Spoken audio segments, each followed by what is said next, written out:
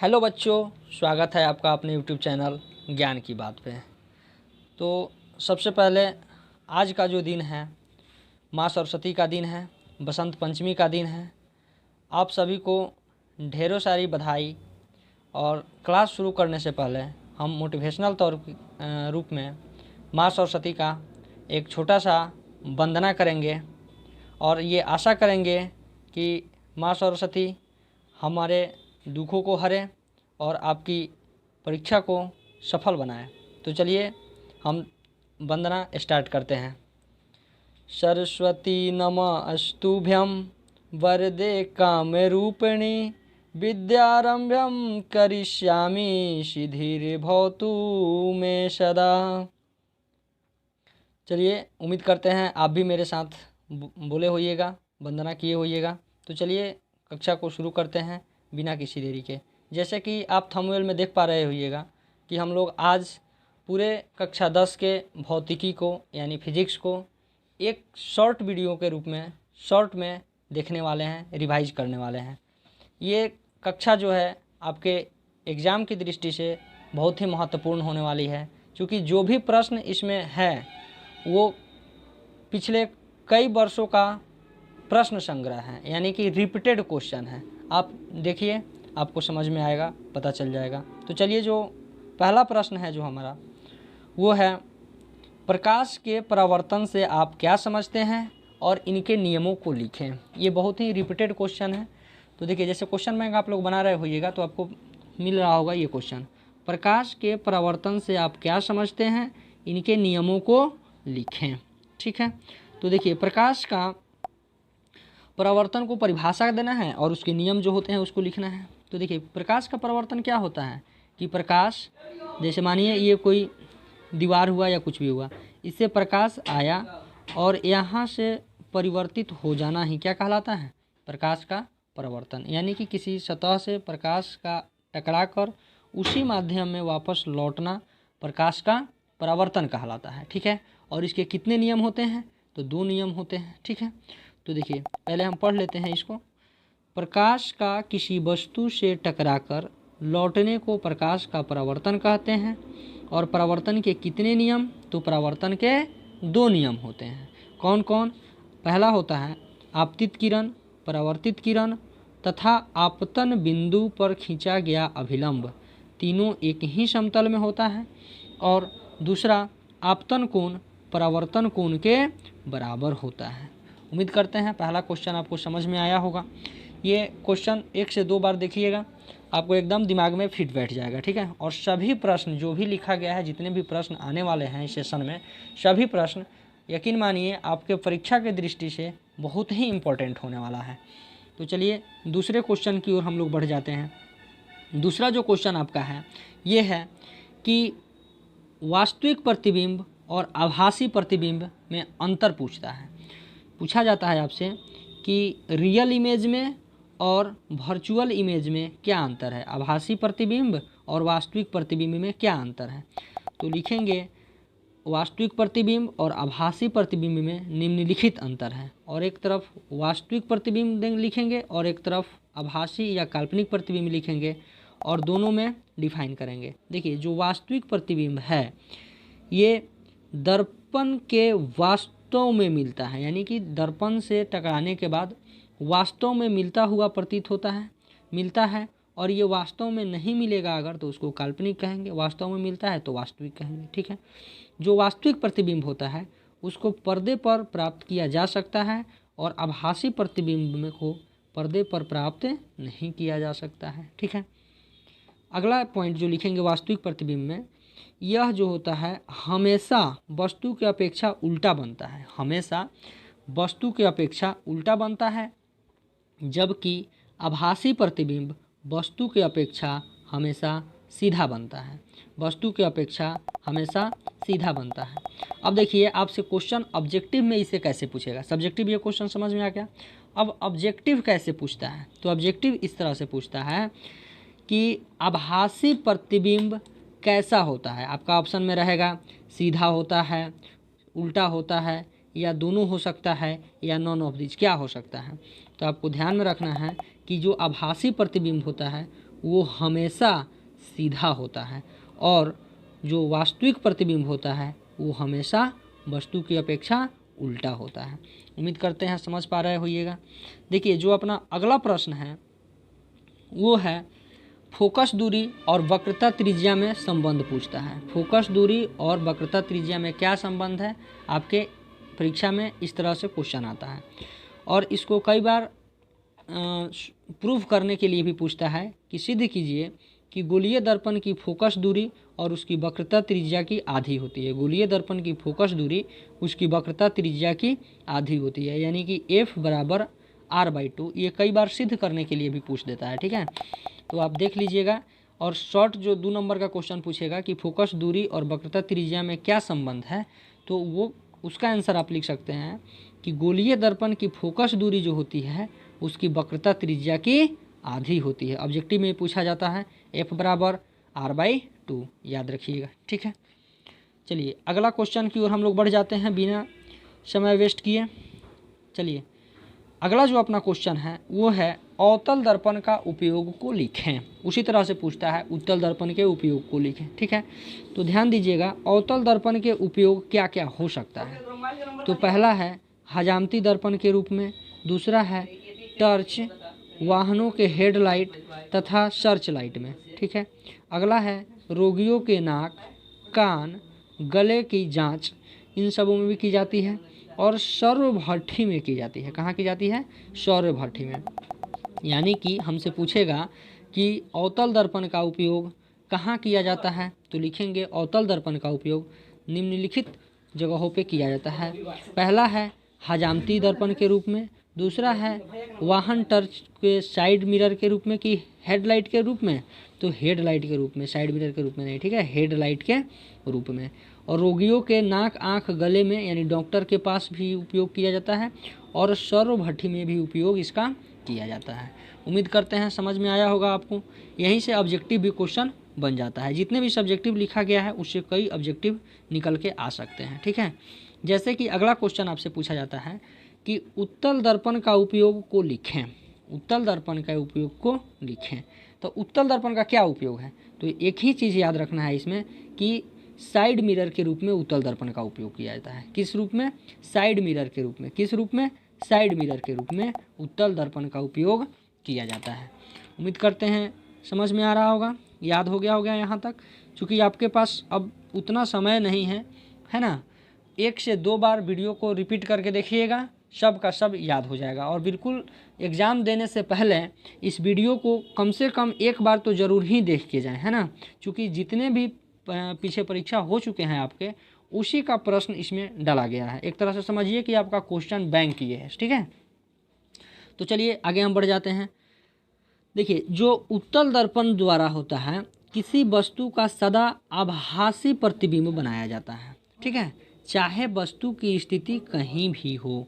अगर आपसे देखिए इसमें क्वेश्चन ऑब्जेक्टिव कैसे कहेगा, ऑब्जेक्टिव क्वेश्चन पूछेगा कि मानिए उत्तल दर्पण है, मानिए ये उत्तल दर्पण है, ठीक है, ये उत्तल दर्पण है। कहेगा अगर वस्तु वक्रता केंद्र से इधर है, उधर है, कहीं भी जगह पोजीशन बदलेगा और कहेगा कि बताइए इसके द्वारा जो प्रतिबिंब बना है या बन रहा है वो कैसा बनेगा। तो हमको हमेशा याद रखना है कि अगर उत्तल दर्पण रहे, चाहे वस्तु कहीं भी हो, हमेशा कैसा प्रतिबिंब बनेगा? आभासी प्रतिबिंब ही बनेगा। कैसा प्रतिबिंब बनेगा? आभासी प्रतिबिंब ही बनेगा, ठीक है। आगे क्वेश्चन की ओर बढ़ जाते हैं हम लोग। देखिए अगला जो क्वेश्चन हम लोगों का है, कहता है कि बताइए वस्तु दूरी u, प्रतिबिंब दूरी और फोकस दूरी के बीच क्या संबंध है। और 4 ऑप्शन में आपको दिया हुआ रहेगा। देखिए उससे पहले ध्यान दे देना है कि दर्पण में पूछ रहा है या फिर किसमें, दर्पण या फिर किसमें पूछ रहा है, लेंस में पूछ रहा है। दर्पण में या फिर लेंस में पूछ रहा है। तो जब दर्पण की बात करें तो ध्यान रखिएगा 1 + v + 1/v + 1/u बराबर 1/f होता है। लेकिन अगर यहाँ दर्पण न देकर क्या दे दे, लेंस दे दे, तो ये प्लस की जगह पर क्या आ जाएगा, माइनस आ जाएगा। यानी कि 1/v - 1/u बराबर 1/f हो जाएगा, ठीक है। इसी तरह से गोलीय दर्पण का जो आवर्धन होता है यानी मैग्नीफिकेशन होता है वो होता है क्या, वस्तु की ऊंचाई बटा प्रतिबिंब की ऊंचाई बटा वस्तु की ऊंचाई, और एच डैश बटा एच, यानी कि प्रतिबिंब की ऊंचाई एच डैश और बटा में वस्तु की ऊंचाई। ठीक है। मैग्नीफाइंग पावर जो होता है एम वो माइनस वी बाई यू होता है। ध्यान में रखिएगा, माइनस वी बाई यू कब होता है, तो माइनस वी बाई यू गोलीय दर्पण के लिए होता है। किसके लिए, गोलीय दर्पण के लिए होता है। और अगर वस्तु दूरी, प्रतिबिंब दूरी और फोकस दूरी में संबंध कहे तो प्लस होता है, 1/v प्लस 1/u बराबर 1/f। लेकिन अगर आवर्धन कहे तो m बराबर माइनस v/u। ठीक है, उम्मीद कर रहे हैं यहाँ तक समझ में आया होगा। चलिए आगे बढ़ते हैं। अगला क्वेश्चन जो अपना नेक्स्ट क्वेश्चन है वो क्या है, देखिए अगला क्वेश्चन है कि प्रकाश का अपवर्तन से आप क्या समझते हैं, इसके नियमों को लिखें। यानी कि प्रकाश का अपवर्तन के बारे में आपको लिखना है, उसको परिभाषित करना है, और प्रकाश के अपवर्तन के कितने नियम हैं उसको भी लिखना है। ठीक है, तो चलिए प्रकाश के अपवर्तन। प्रकाश के अपवर्तन क्या होता है, प्रकाश की किरणों का एक माध्यम से दूसरी माध्यम में जाने पर जो दिशा परिवर्तन हो जाता है उसी को क्या कहते हैं, प्रकाश का अपवर्तन कहते हैं। उसी को क्या कहते हैं दोस्त, प्रकाश का अपवर्तन। जैसे कि अगर हम कहें कि ये आपका समझिए, एक मानिए यहाँ पे बाउंड्री है, ठीक है, इसके ऊपर अगर मान लेते हैं ये सघन है माध्यम, यहाँ अगर हम मान लेते हैं भी लिख देते हैं विरल के लिए, मान लीजिए ये भी मतलब विरल माध्यम, इसके ऊपर सघन माध्यम, इसके नीचे विरल माध्यम। तो अगर प्रकाश की किरण सघन माध्यम से विरल माध्यम में जाती है, अगर ध्यान से सुनिएगा, अगर प्रकाश की किरण, रुक जाइए पहले इस क्वेश्चन को पढ़ लेते हैं फिर आपको समझाते हैं। ठीक है, इस क्वेश्चन को कंप्लीट कर लेते हैं कि प्रकाश का अपवर्तन क्या होता है। समझ में आ गया होगा कि जब एक माध्यम से दूसरी माध्यम में प्रकाश की किरण जाती है, जैसे मानिए ये एक माध्यम हुआ और इस बाउंड्री के इधर दूसरा माध्यम हुआ, तो जब एक माध्यम से प्रकाश दूसरी माध्यम यानी इधर से जब प्रकाश की किरण इधर जाती है और अपनी सीधी रास्ते पे न जाकर थोड़ी इधर मुड़ जाएगी या थोड़ी ऊपर में चली जाएगी, तो इसी को हम लोग परिवर्तन, इसी दिशा परिवर्तन को हम लोग क्या कहते हैं, प्रकाश का अपवर्तन कहते हैं। ठीक है, अपवर्तन के भी कितने नियम, 2 नियम। अपवर्तन के भी कितने नियम, 2 नियम। वो कौन कौन सा नियम होता है, तो देखिए जो अपवर्तन का नियम है वही है जो परावर्तन का पहला नियम और अपवर्तन का पहला नियम दोनों सेम ही है। जैसे आपतित किरण आपतन बिंदु पर अभिलंब और अपवर्तित किरण तीनों एक ही तल में होता है, तीनों एक ही तल में होता है। और दूसरा जो है साइन आई बराबर साइन आर एक नियतांक होता है। ये दोनों नियम हो गया। और देखिए एक ही पूछा जाता है कि स्नेल का नियम किसे कहते हैं, तो लिखिएगा sine I by sine R एक नियतांक होता है जिसे हम स्नेल के नियम से भी जानते हैं। ठीक है, अब देखिए एक इम्पॉर्टेंट चीज़ जो हम पीछे डिस्कस कर रहे थे कि देखिए मानिए ये कोई बाउंड्री हुआ, ठीक है, ये कोई बाउंड्री हुआ, इसके इधर मान लीजिए ये विरल माध्यम है और ये मान लीजिए सघन माध्यम है, कोई दिक्कत, ये बाउंड्री हुआ आपका, इसके इधर सघन माध्यम हुआ और इसके इधर विरल माध्यम हुआ। ठीक है, तो देखिए हम कहना क्या चाह रहे हैं, अगर प्रकाश की किरण सघन माध्यम से, कहाँ से, सघन माध्यम से विरल माध्यम में जाती है, कहाँ जाती है, विरल माध्यम में, तो ये अपने दिशा परिवर्तन करती है और ये अगर अभिलंब है तो अभिलंब से दूर हो जाती है, अभिलंब से दूर हो जाती है, यानी कि इधर भाग जाएगी मान के चलिए, ठीक है, या फिर इधर भाग जाएगी, लेकिन अभिलंब से दूर हो जाएगी। ठीक है, लेकिन अगर प्रकाश की किरण इस विरल माध्यम से इधर से, इस विरल माध्यम से इधर से इस सघन माध्यम में जाती है, इधर जाती है, तो ये अगर अभिलंब है तो ये अभिलंब की ओर मुड़ जाती है, यानी कि ये अभिलंब है तो इसके करीब ही हो जाती है। ठीक है, अभिलंब की ओर मुड़ जाती है। ठीक है, उम्मीद कर रहे हैं समझ में आया होगा।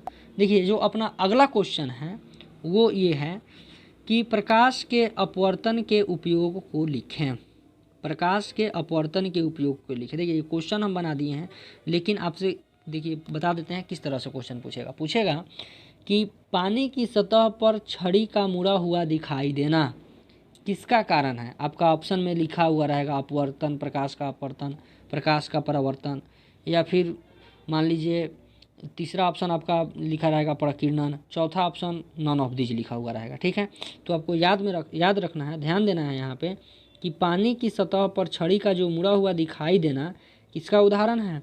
प्रकाश का अपवर्तन का एग्जाम्पल हो जाएगा।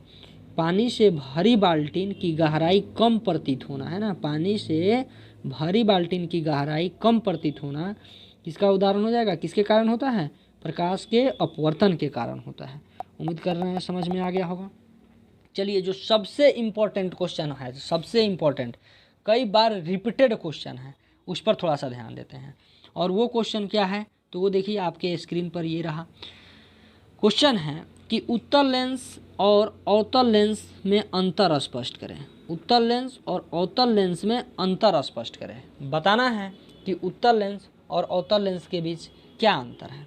तो देखिए, उत्तल लेंस और अवतल लेंस में जो मेन अंतर है, मुख्य अंतर है, उसको डिफाइन करेंगे। वो क्या होता है? उत्तल लेंस किनारों की अपेक्षा बीच में मोटा होता है, किनारों की अपेक्षा बीच में मोटा होता है। और ये जो अवतल लेंस है वो किनारे की अपेक्षा बीच में पतला होता है। यानी कि अगर हम कहें तो जो उत्तल लेंस है कुछ इस तरह से होता है, यानी कि बीच में मोटा और किनारे पतला। और अवतल लेंस जो है कुछ इस तरह से होता है, यानी कि किनारे की अपेक्षा बीच में पतला, यानी बीच में देखिए पतला हो गया और आरी किनारे पे कौन सी? मोटा। उम्मीद कर रहे हैं पहला समझ में आ गया होगा। दूसरा देखिए अंतर क्या है। दूसरा, ये प्रकाश को अभिसरित करता है, अभिसरित करता है, अभिसरित करता है, इसीलिए इसको अभिसारी लेंस भी कहते हैं। और अवतल लेंस अपसरित करता है, इसीलिए इसको अपसारी लेंस भी कहते हैं। आपसे कई बार एग्जाम में पूछेगा ऑब्जेक्टिव के रूप में कि उत्तल लेंस को क्या कहते हैं। आपके ऑप्शन में रहेगा अभिसारी लेंस कि अपसारी लेंस कि दोनों कि कोई नहीं। तो याद रखना है कि इस उत्तल लेंस को अभिसारी लेंस कहते हैं और अवतल लेंस को अपसारी लेंस कहते हैं। ठीक है, अगला जो है अंतर, वो उत्तल लेंस की फोकस दूरी वास्तविक होती है, यानी कि धनात्मक होती है। क्या होती है? धनात्मक होती है। और अवतल लेंस की फोकस दूरी काल्पनिक होती है, यानी कि ऋणात्मक होती है।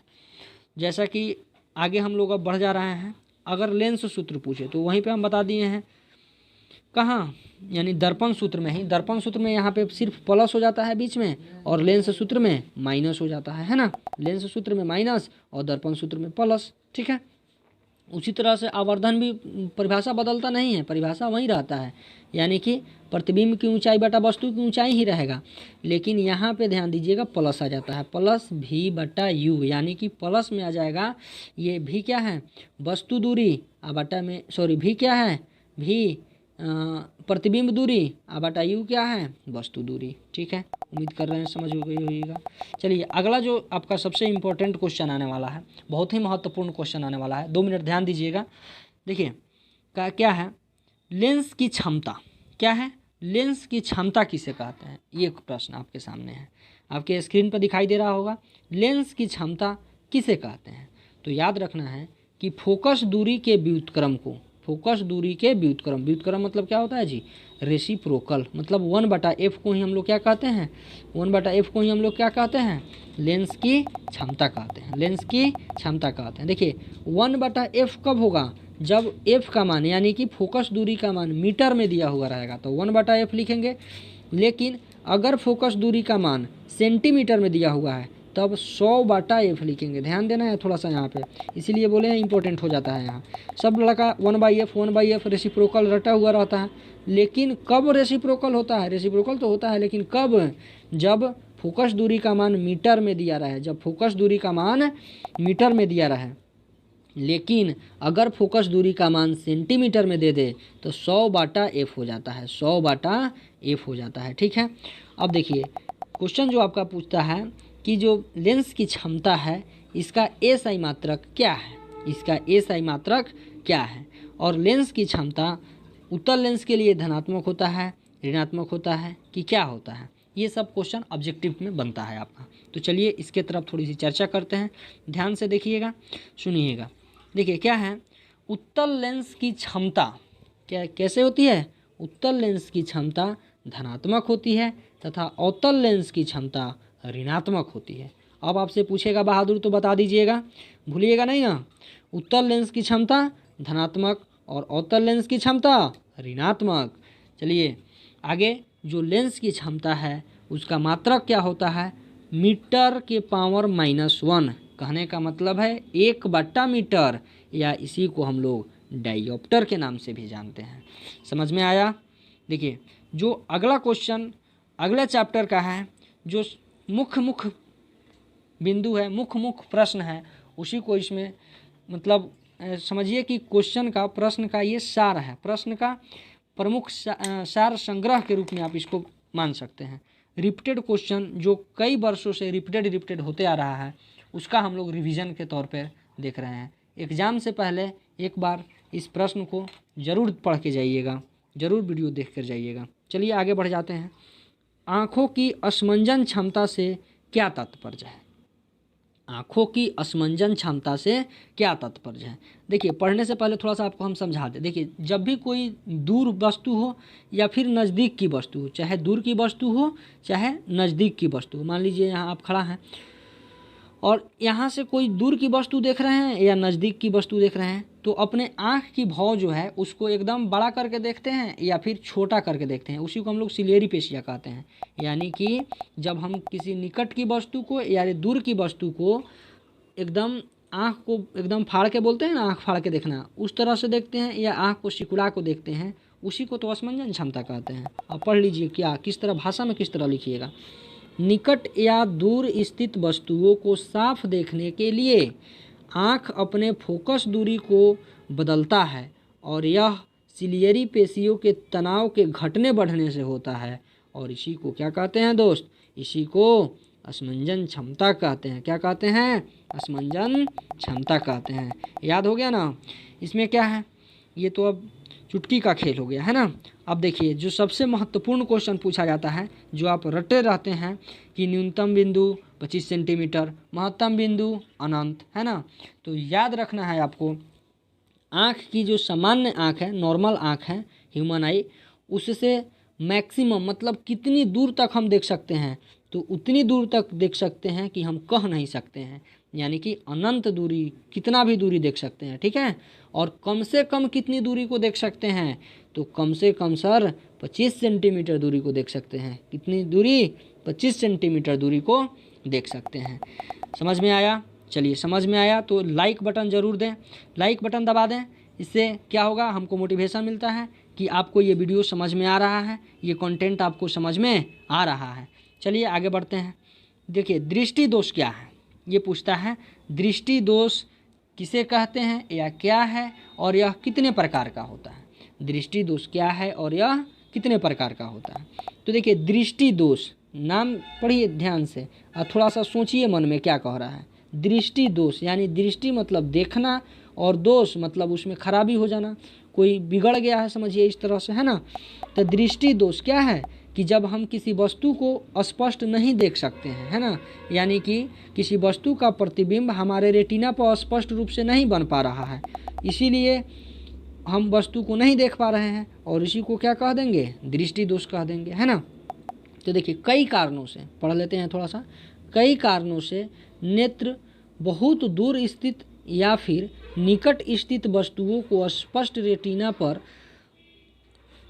प्रतिबिंब रेटिना पर बनने की क्षमता खो देता है, और ऐसी कमी को ही हम लोग क्या कहते हैं? दृष्टि दोष कहते हैं, ठीक है।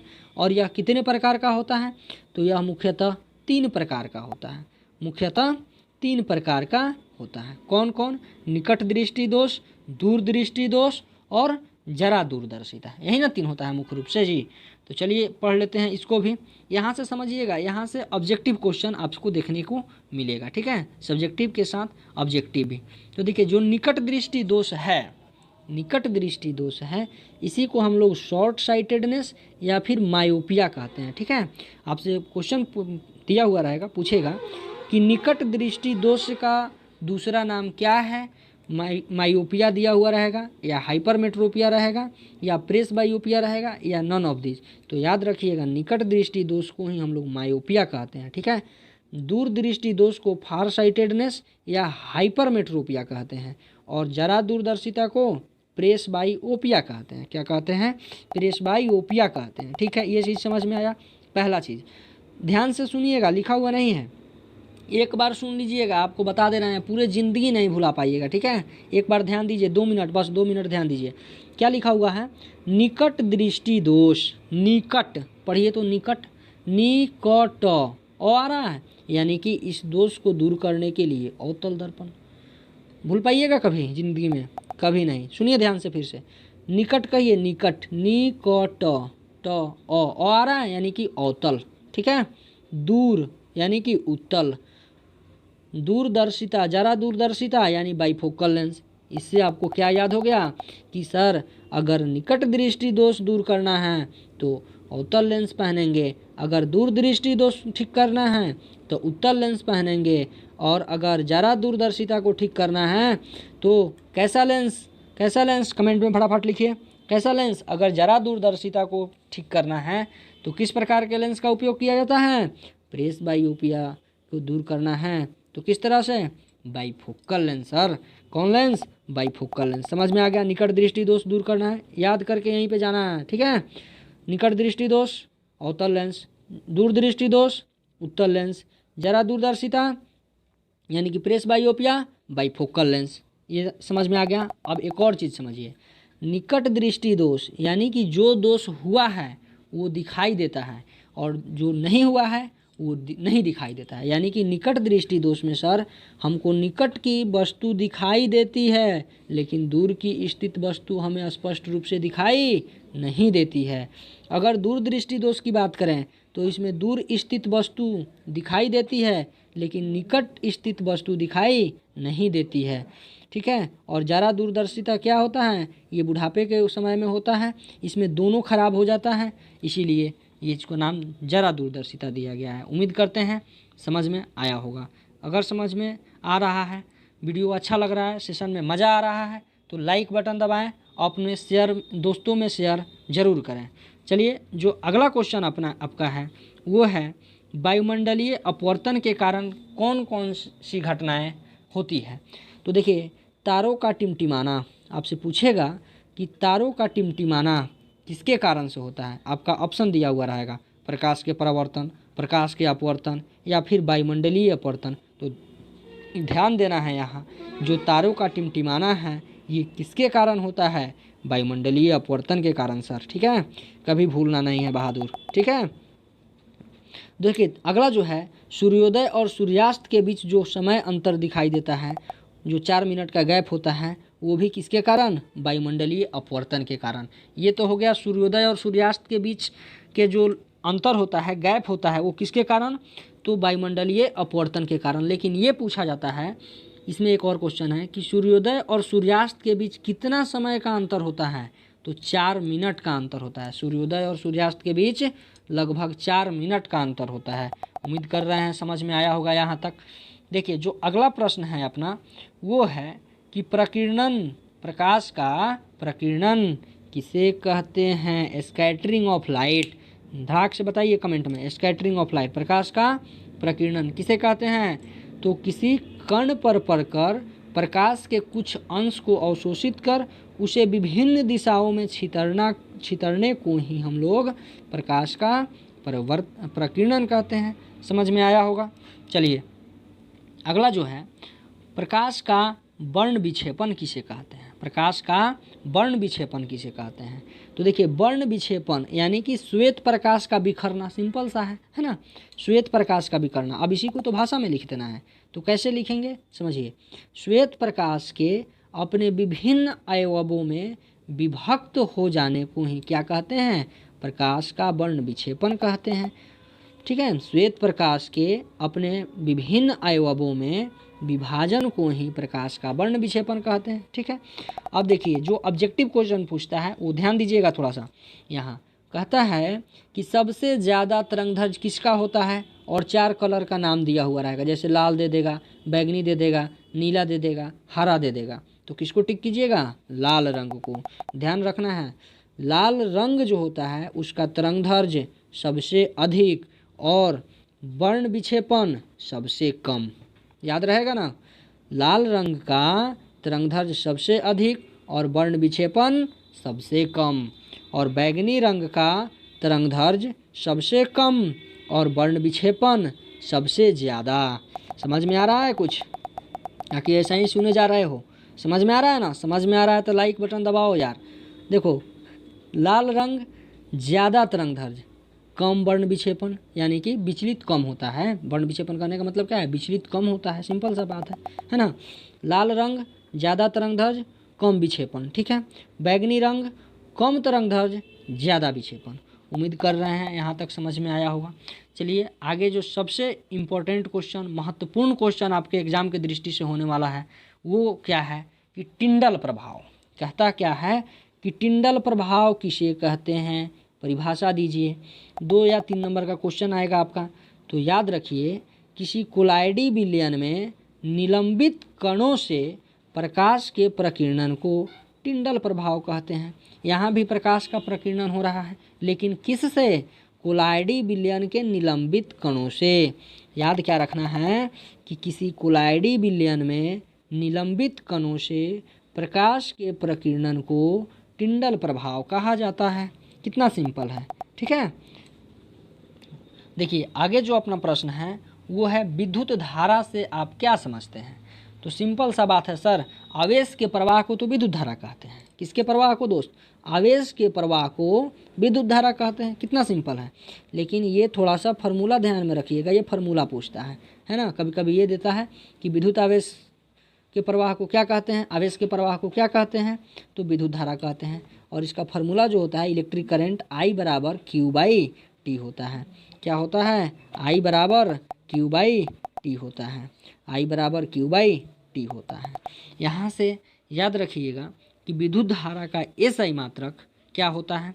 विद्युत धारा का SI मात्रक क्या होता है, यहाँ से 3-4 पॉइंट है, इसको थोड़ा सा समझ लीजिएगा। देखिए, विद्युत धारा का SI मात्रक एम्पियर होता है। क्या होता है सर? एम्पियर होता है, ठीक है। आवेश के परिमाण का SI मात्रक कूलम्ब होता है। आवेश के परिमाण का SI मात्रक कूलम्ब होता है। आवेश संरक्षित रहता है, इसे न तो उत्पन्न किया जा सकता है और ना ही नष्ट किया जा सकता है। 3 नंबर का क्वेश्चन पूछेगा दोस्त, याद रखना। यहाँ कहता है आवेश संरक्षण के नियम को लिखें। तो लिखेंगे, इस नियम के अनुसार आवेश न तो उत्पन्न होता है और न ही नष्ट होता है। कितना सिंपल है, ठीक है। चौथा पॉइंट जो अपना है, विद्युत विभव का SI मात्रक। विद्युत विभव का SI मात्रक क्या होता है? वोल्ट होता है। और इसी वोल्ट को जूल पर कूलम्ब कहते हैं। इसी वोल्ट को जूल पर कूलम्ब कहते हैं। उम्मीद कर रहे हैं यहाँ तक समझ में आया होगा। चलिए अगला जो अपना क्वेश्चन है, ए मीटर और वोल्ट मीटर में क्या अंतर है। ए मीटर और वोल्ट मीटर में क्या अंतर है। तो देखिए, ए मीटर और वोल्ट मीटर। ए मीटर क्या होता है? विद्युत परिपथ में धारा की प्रबलता मापता है, जबकि वोल्ट मीटर 2 बिंदुओं के बीच विभवांतर को मापता है। वोल्ट मीटर विभवांतर मापता है सर, और ए मीटर धारा की प्रबलता मापता है। ए मीटर को श्रेणी क्रम में जोड़ते हैं, जबकि वोल्ट मीटर को समानांतर क्रम में जोड़ते हैं। ए मीटर का स्केल जो रहता है एम्पियर, और जो वोल्ट मीटर का स्केल वोल्ट होता है। कोई दिक्कत, कोई समस्या नहीं सर। चलिए फिर आगे बढ़ जाते हैं, देर किस बात की, है ना। चलिए आगे बढ़ जाते हैं। जो सबसे इम्पोर्टेंट क्वेश्चन और रिपीटेड क्वेश्चन वो है ओम का नियम। देखिए कभी कभी ये 5 नंबर में भी पूछा जाता है, कभी कभी 3 नंबर में भी पूछा जाता है, ठीक है। तो देखिए ओम के नियम 1826 में जर्मन वैज्ञानिक जॉर्ज साइमन ओम, नाम क्या है दोस्त? जॉर्ज साइमन ओम। कहाँ के वैज्ञानिक? जर्मनी के वैज्ञानिक। कब? 1826 में सर, ठीक है। तो याद रखना है 1826 में जर्मन वैज्ञानिक जॉर्ज साइमन ओम ने विद्युत धारा तथा विभवांतर के बीच एक नियम बताया, और उसी नियम को तो ओम के नियम कहते हैं, है ना। कोई दिक्कत है, भारी है? बिल्कुल नहीं सर, इतना आसान है, कैसे हम भूल सकते हैं इसको। देखिए क्या है, 1826 में जॉर्ज साइमन ओम ने विद्युत धारा और विभवांतर के बीच एक नियम दिया, इसी को हम लोग ओम के नियम कहते हैं। ठीक है, अब देखिए ओम के नियम के अनुसार जो भी होता है वो डायरेक्टली प्रोपोर्शनल टू आई होता है, और डायरेक्टली प्रोपोर्शनल टू हटता है, इसी के जगह पर आर आता है, और आर जो होता है उसी को हम लोग तो प्रतिरोध कहते हैं। इसी को क्या कहते हैं? प्रतिरोध कहते हैं। इस तरह से आप V बराबर आई आर देखे होइएगा। ठीक है ना, तो V बराबर आई आर कहाँ से आ रहा है? ओम के नियम से आ रहा है। ठीक है, अब देखिए जो यहाँ प्रश्न पूछा जाता है वो ये पूछा जाता है ऑब्जेक्टिव के तौर पे अब कि प्रतिरोध का SI मात्रक बताइए क्या होता है। तो क्या होता है? ओम होता है। क्या होता है बहादुर? ओम होता है। कमेंट में लिखिए प्रतिरोध का SI मात्रक ओम। ओम को ही वोल्ट पर एम्पियर या वोल्ट बटा एम्पियर भी कहते हैं। ठीक है, अगला जो क्वेश्चन आपसे पूछा जाता है कि प्रतिरोध किन किन बातों पर निर्भर करता है। सबसे इम्पोर्टेंट क्वेश्चन, प्रतिरोध आर जो यहाँ आपको दिखाई दे रहा है, प्रतिरोध रेसिस्टेंस किन किन बातों पे निर्भर करता है। तो ये जो आर आपको दिखाई दे रहा है ये तार की लंबाई पर और उसके क्रॉस सेक्शनल एरिया पर निर्भर करता है। देखिए याद रखिए आर बराबर rho into L by A, R बराबर rho into L by A. यहाँ जो रो है ये प्रतिरोधकता को निर्देशित करता है, एल जो है तार की लंबाई को बताता है, और ए जो है तार की किसको? क्षेत्रफल को सर, क्षेत्रफल को बताता है ना। तो यहाँ से एक और क्वेश्चन हमको देखने को मिल गया, पूछेगा कि प्रतिरोध किन किन बातों पर निर्भर करती है। तो प्रतिरोध सर तार की लंबाई पे निर्भर करती है और उसके क्रॉस सेक्शनल एरिया पे यानी क्षेत्रफल पे निर्भर करती है। अब भूलना नहीं है, ठीक है ना। अब देखिए जो यहाँ ऑब्जेक्टिव में पूछता है वो पूछता है प्रतिरोधकता का SI मात्रक। तो क्या हो जाएगा दोस्त? ओम मीटर हो जाएगा। क्या हो जाएगा? ओम मीटर। प्रतिरोधकता का SI मात्रक ओम मीटर सर। चलिए आगे बढ़ते हैं।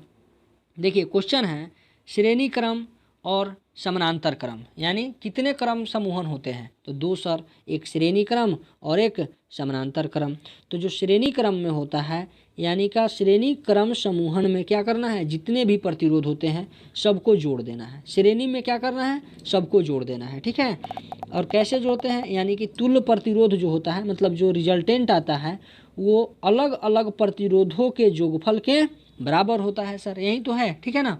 इसी को हम लोग श्रेणी क्रम बोलते हैं। और दूसरा होता है पार्श्वक्रम समूहन, पार्श्वक्रम समूहन या फिर इसी को कहते हैं समानांतर क्रम समूहन। कोई दिक्कत? और इसमें क्या होता है कि जो तुल्य प्रतिरोध होता है यानी कि जो रिजल्टेंट प्रतिरोध होता है वो अलग अलग प्रतिरोधों के जोगफल के बराबर नहीं होता है। इसमें जो तुल्य प्रतिरोध का रेसिप्रोकल होता है वो अलग अलग प्रतिरोधों के व्युत्क्रम के जोग के बराबर होता है। यानी कि जो समानांतर क्रम या पार्श्वक्रम समूहन में रिजल्टेंट हमको प्राप्त होता है, जो रिजल्टेंट प्राप्त होता है, समतुल्य प्राप्त होता है, वो एक एक अगर प्रतिरोध को देखा जाए उसके मान से भी कम प्राप्त होता है। कोई दिक्कत सर? नहीं। तो फिर आगे बढ़ जाते हैं, कोई दिक्कत नहीं है। चलिए आगे जो क्वेश्चन आता है विद्युत धारा का ऊष्मीय प्रभाव। यहाँ से वर्क डन जो होता है VIT और इसी को वर्क डन को ही हम लोग क्या कहते हैं, ऊर्जा कहते हैं, और I² RT होता है। यहाँ से जो क्वेश्चन बनता है जूल के ऊष्मीय नियम को लिखें। शायद आप में ना पूछे लेकिन इंटर क्लास में पूछता है, तो ज़्यादा बेचैन होने की ज़रूरत नहीं है। याद नहीं है फिर भी कोई दिक्कत नहीं है, कम चांस है पूछने का, बहुत मिनिमम चांस रहता है, लेकिन इंटर में ज़्यादा पूछा जाता है जूल के ऊष्मीय नियम। तो क्या है दोस्त, एक बार देखिए याद हो जाएगा। जूल के ऊष्मीय नियम 1841 में ब्रिटिश वैज्ञानिक जूल ने बताया। क्या बताया?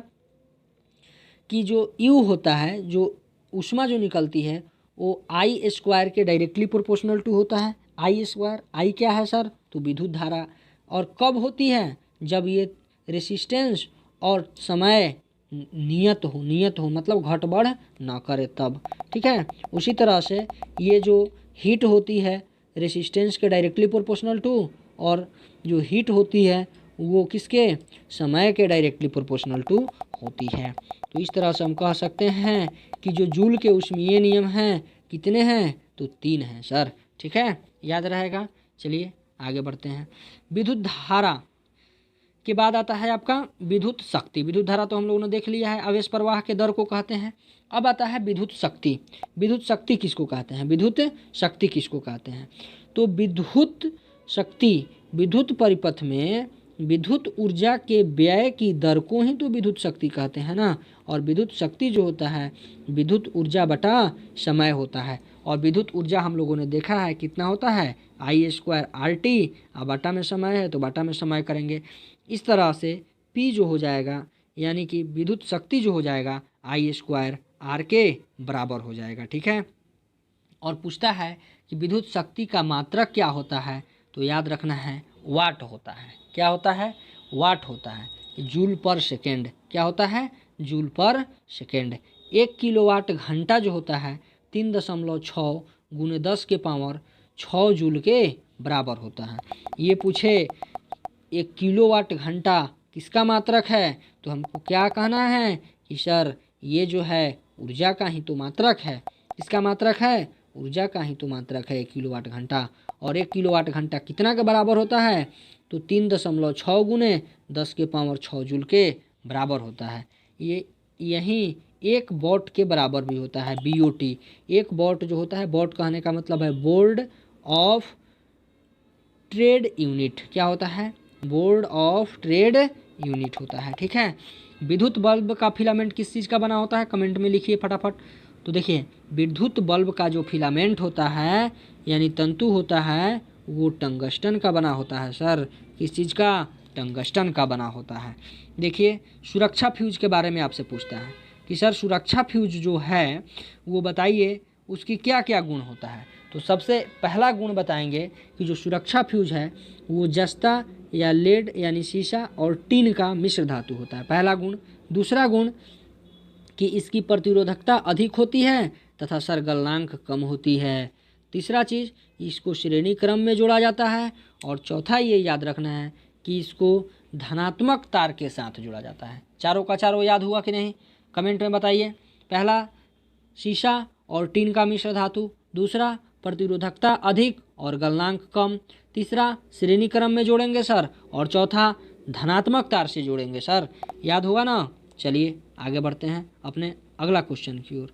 अगला क्वेश्चन जो है कि चुंबकीय क्षेत्र को परिभाषित करें तथा क्षेत्र रेखाएं जो होती हैं चुंबकीय क्षेत्र रेखाएं उनके गुण को लिखें। तो ध्यान में रखना है, तो चुंबकीय क्षेत्र जो हुआ 1820 में सबसे पहले ओर्स्टेड नामक वैज्ञानिक ने। कौन वैज्ञानिक भाई? ओर्स्टेड नामक वैज्ञानिक। कब सर? 1820 में। 1820 में ओर्स्टेड नामक वैज्ञानिक ने यह पता लगाया कि किसी चालक से विद्युत धारा प्रवाहित की जाती है तब चालक से चारों ओर चुंबकीय क्षेत्र उत्पन्न होता है और इसी को हम लोग चुंबकीय क्षेत्र के नाम से जानते हैं। ठीक है। अब चुंबकीय क्षेत्र रेखाओं का गुण क्या है इसको समझिए। ये 5 नंबर का सब्जेक्टिव क्वेश्चन आपसे पूछा जाएगा। ठीक है। तो देखिए एक ही फिगर में एकदम समझ लीजिए, रटने की कोई आवश्यकता नहीं है भाई, मेरा क्लास है। ठीक है ना, मेरे क्लास में रटने का नहीं है ना। देखिए क्या होता है चुंबकीय क्षेत्र रेखाओं के गुण। तो सबसे पहले चुंबकीय क्षेत्र रेखाओं का गुण जानने से पहले ये समझिए, जो यहाँ NS लिखा हुआ है ये मानिए क्षण चुंबक है। यहाँ N का जो लिखा हुआ है इसका मतलब है मेरा नाम नहीं, ये नॉर्थ पोल हुआ। ठीक है। और यहाँ जो S लिखा हुआ है ये साउथ पोल हुआ। समझ में आया N और S का मतलब। चलिए अब याद क्या है और इसमें होता क्या है उसको समझते हैं। देखिए पहला चीज़ यही याद रखना है कि इसमें उत्तरी ध्रुव से निकलकर दक्षिणी ध्रुव में प्रवेश करती है। कौन भाई? तुम? हम? नहीं सर, चुंबकीय क्षेत्र रेखाएं। कौन? चुंबकीय क्षेत्र रेखाएं। कहाँ से निकलती है सर? तो उत्तरी ध्रुव से निकलती है। कहाँ जाती है सर? तो दक्षिणी ध्रुव पे जाती है। पहला चीज़ कंप्लीट। देखिए और ये क्या होती है सर? तो बंद होती है, बंद लूप होती है। पहला चीज़ कंप्लीट, पहला पॉइंट। दूसरा पॉइंट समझिए, ये नॉर्थ पोल से निकलकर साउथ पोल पर तो जाती है लेकिन कहाँ? चुंबक के बाहर। लेकिन चुंबक की अंदर बात करें तो साउथ पोल से नॉर्थ पोल की ओर जाती है। ठीक है, साउथ पोल से नॉर्थ पोल की ओर जाती है।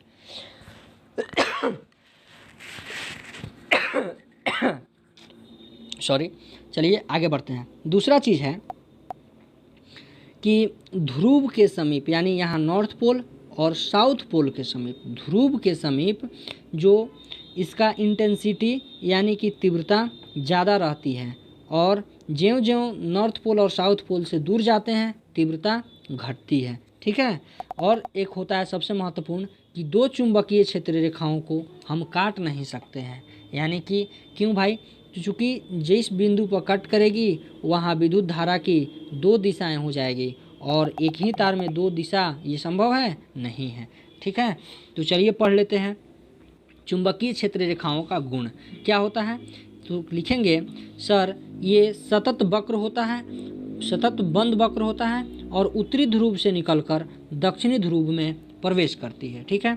ध्रुवों के समीप क्षेत्र रेखाएं घनी होती है, परंतु ज्यों-ज्यों उनकी दूरी ध्रुव से बढ़ती है उसका घनत्व घटता जाता है। ठीक है। तीसरा पॉइंट है खींची गई स्पर्श रेखाएं उस बिंदु पर उस क्षेत्र की दिशा को बताती है। ठीक है।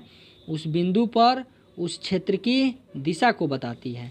चौथा पॉइंट है कि जहाँ क्षेत्र रेखाएं का घनत्व अधिक होता है वहाँ चुंबकीय क्षेत्र अधिक प्रबल होता है। यानी कि कहाँ प्रबल हो जाएगा जी? तो ध्रुव पर अधिक होता है क्षेत्र रेखाएं, इसीलिए चुंबकीय क्षेत्र ध्रुव पर ही अधिक होती है। और सबसे इम्पोर्टेंट गुण चुंबकीय क्षेत्र का और सबसे लास्ट गुण जो होता है वो होता है चुंबकीय क्षेत्र रेखाएं एक दूसरे को कभी नहीं काट सकती है, कभी नहीं काट सकती है। चलिए उम्मीद करते हैं यहाँ तक समझ में आ रहा होगा। अगर समझ में आ रहा है तो वीडियो को लाइक ज़रूर करें और अपने दोस्तों में शेयर ज़रूर करें। अगर आप थक गए हैं तो गिलास पानी पीजिए। न रुकना है न झुकना है, एकदम आगे बढ़ते रहना है, नॉन स्टॉप। जब तक तोड़ेंगे नहीं तब तक छोड़ेंगे नहीं। अपने लक्ष्य को हासिल करके ही रहना है। इसीलिए बने रहे लगातार वीडियो में जब तक कि फिजिक्स ना समाप्त हो जाए। ठीक है। ये फिजिक्स का जो इम्पोर्टेंट सेशन जो चल रहा है, आपके प्रश्न संग्रह जो चल रहा है, इसको एक एक पॉइंट को, एक एक क्वेश्चन को 1 से 2 बार पढ़िए। यकीन मानिए आपको एग्ज़ाम में बहुत ही मदद मिलने वाला है। चलिए आगे बढ़ते हैं। देखिए अगला जो क्वेश्चन अपना है वो है परिनालिका सोलेनॉइड किसे कहते हैं? परिनालिका सोलेनॉइड किसे कहते हैं? तो देखिए क्या होता है और किसे कहते हैं। जब एक बेलनाकार विद्युतरोधी चालक तार को सर्पिल रूप में, किस रूप में? सर्पिल रूप में इस प्रकार लपेटा जाए कि तार के फेरे एक दूसरे के अलग हो परंतु अगल बगल में हो, तो इस प्रकार की व्यवस्था को परिनालिका कहते हैं। इस प्रकार की व्यवस्था को परिनालिका कहते हैं। समझ में आया? कुछ नहीं आया तो देखिए किसको कहते हैं। ये मानिए कोई अपना विद्युतरोधी पदार्थ हुआ, ये मानिए कोई विद्युतरोधी पदार्थ हुआ। ठीक है।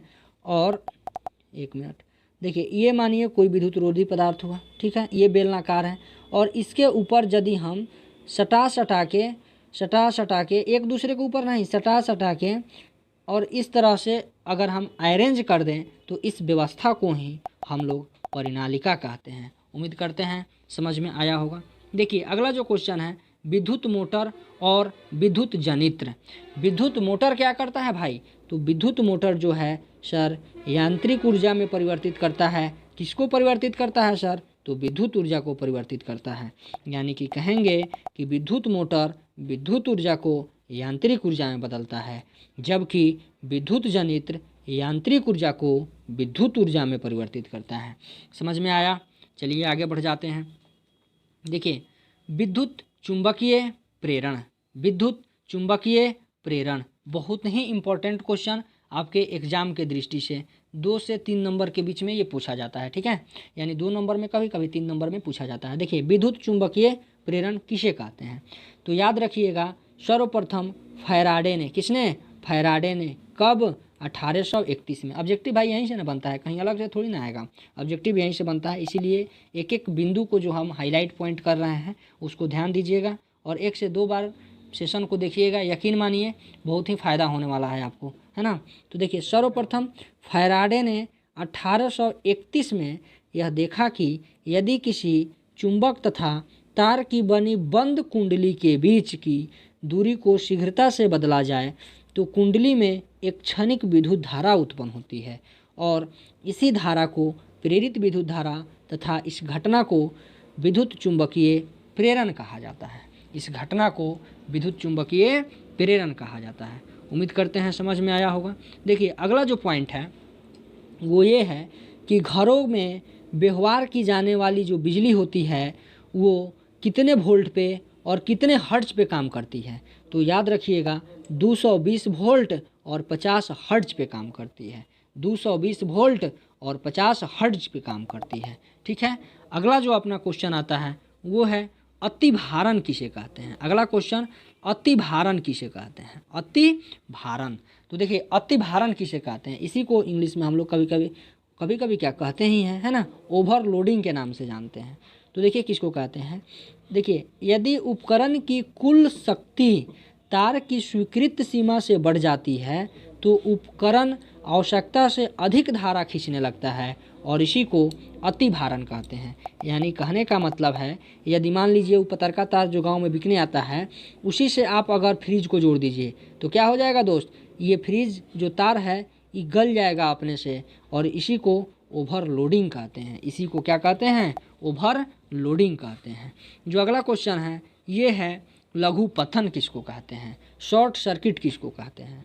तो देखिए कभी कभी तारों के विद्युतरोधी परत के खराब या क्षतिग्रस्त हो जाने से वे आपस में संपर्क में आ जाते हैं और परिपथ का प्रतिरोध लगभग शून्य हो जाता है और इसी को हम लोग क्या कहते हैं, लघु पतन कहते हैं। इसी को हम लोग लघु पतन कहते हैं, लघु पतन कहते हैं।